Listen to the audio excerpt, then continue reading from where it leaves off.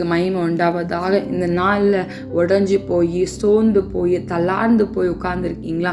உங்களை பார்த்து ஆவியானவர் சொல்கிறாரு, நீ சோர்ந்து போகாத, நீ தள்ளார்ந்து போகாத, நான் இருக்கேன் உன் கூட அப்படின்னு சொல்கிற. நீங்கள் சொல்கிறீங்களா?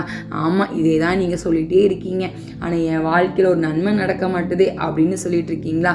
காத்திருங்க, உங்கள் வாழ்க்கையில் ஒரு நன்மையை கத்த செய்ய விரும்புகிறான். நெடுங்கால காத்திருந்தல் இருதயத்தை இழைக்க பண்ணுமா? அது விரும்பினது வரும்போது அது விருட்ச போல் இருக்கும்னு வேதம் சொல்லுகிறது.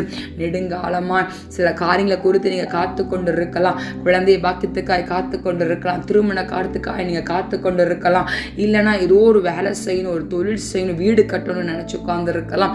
ஏதோ ஒரு வாசல் உங்களுக்கு அடைக்கப்பட்டு இருக்கலாம். இன்னைக்கு ஏன் ஆண்டவர் இன்னைக்கு உங்களுக்கு அந்த வழி வாசலை திறக்கும்படியாக அவர் கடந்து வருகிறார். இன்னைக்கு நீங்கள் நினச்சிட்டு இருப்பீங்க, என் வாழ்க்கை இவ்வளோ சர்க்கிள்குள்ளே தான் இருக்கும் நீங்கள் நினச்சிருப்பீங்க. ஆனால் என் ஆவியான் அப்படி இல்லை.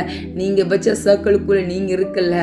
என் ஆண்டு அந்த சர்க்கிளை விஸ்தாரப்படுத்தும்படியா, அந்த சர்க்கிளை பெருசாக்கும்படியா, உங்களை உயர்ந்த ஸ்தலத்தில் உங்களை பறக்க வைக்கும்படியாக கடந்து வருகிறான். இன்றைக்கி சோர்ந்து போயிருக்கிறவங்க உள்ளத்தை பார்த்து, வேதனையாக இருக்கிறவங்க உள்ளத்தை பார்த்து என் ஆவியான சொல்லுகிறா, இன்னைக்கு நெடுங்காலமாய் காத்திருக்கிற நீங்கள் பயந்து போய் சூறைச்சொல்ல உட்கார்ந்தது போல் இன்னைக்கு பயந்து போய் உட்கார்ந்து இருக்கிற உங்களை பார்த்து சொல்லுகிறான், பயப்படாத, தெரியாத, நான் உன் கூட இருக்கேன்னு சொல்றாரு. இந்த வார்த்தைகளை விசுவாசத்தோடு பெற்றுக்கொள்ளலாமா?